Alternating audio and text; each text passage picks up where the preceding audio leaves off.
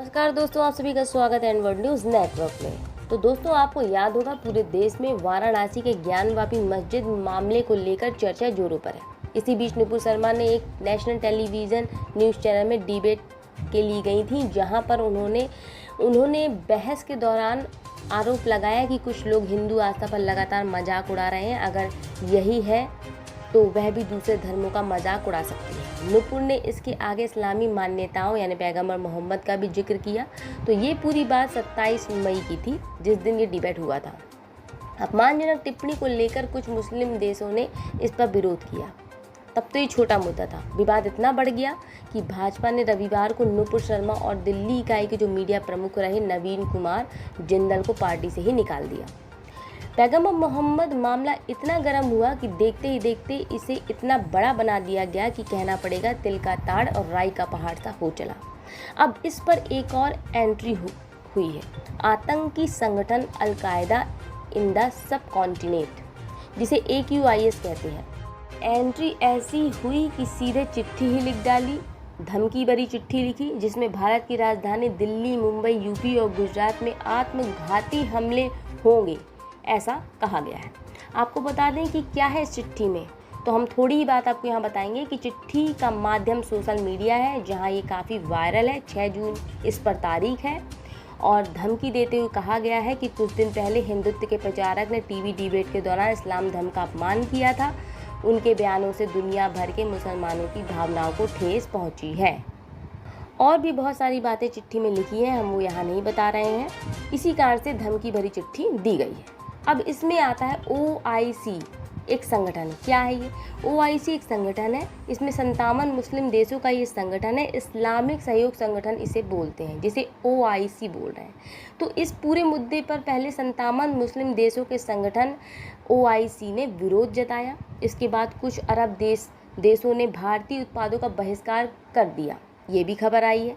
कई तरह की खबरें ट्विटर पर मौजूद है। साथ ही Iran, Kuwait, Qatar, Saudi Arab, Oman, Iraq, UAE, Jordan, Afghanistan, Bahrain, Maldives, Libya, Indonesia, तुर्की, मलेशिया और पाकिस्तान ने भी इस बयान का विरोध किया है।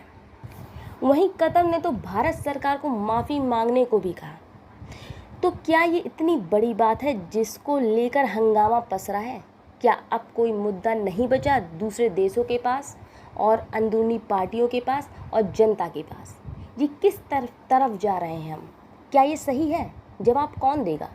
इसने उसने की लड़ाई मचा रखी है या फिर हमारे देश ने कुछ ज़्यादा ही खुली छूट दे रखी है कि कोई भी कुछ भी किसी के धर्म को कह देता है और चला जाता है, यहाँ तक कि दूसरा देश भी हमारे मामलों में उंगली करता है। तो क्यों? कब तक चलेगा ऐसा? बताए सरकार। क्या अब ज़रूरत नहीं है हमें कुछ सुधार करने की? क्या ज़रूरत नहीं है देश की जनता को एक रहने की? हिंदू मुसलमान हो या सिख हो, ईसाई हो, कोई भी धर्म का हो, जो भारत में रहता है भारतवासी है और भारत हमारा एक है। क्या आपको नहीं लगता बाहरी देश हो या लोग हो, वो हमारी आज़ादी से, हमारी स्वतंत्रता, हमारा एक होकर रहने से ज़्यादा परेशान है और बेवजह की बातों से देश के अंदर आतंक का माहौल बना रहे हैं? दोस्तों, हम क्यों मौका दे रहे हैं हमारी शांति को छेड़ने का? हमारी शांति ही हमारी शक्ति है। भारत में जो लोग बोलने की आज़ादी का गलत उपयोग कर रहे हैं, वो अपनी भारत भूमि से गलत कर रहे हैं।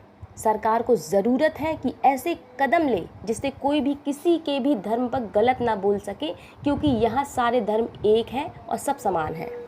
और सोशल प्लेटफॉर्म का गलत उपयोग बंद हो, ऐसे नियम लाए जाएं कि आतंक और गलत पोस्ट कोई ना कर सके। बोलने की स्वतंत्रता का उपयोग सही दिशा में करें तो ही अच्छा है। और कहा भी गया है, अति सर्वत्र वर्जित, यानी किसी भी चीज़ की अति खतरनाक होती है, फिर चाहे बोलने की ही क्यों ना हो।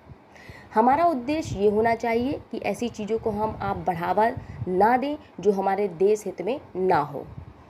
और बहुत से मामले हैं जिन पर जोर देने की आवश्यकता है। ये हमारा ज्ञान नहीं, ध्यान देने योग्य बात है। फिलहाल बने रहिए एनवर्ड के साथ। नमस्कार। अगर आपको हमारे द्वारा दी गई जानकारी अच्छी लगे तो कृपया हमारे चैनल को लाइक, सब्सक्राइब और अपनों के बीच शेयर जरूर करें। धन्यवाद।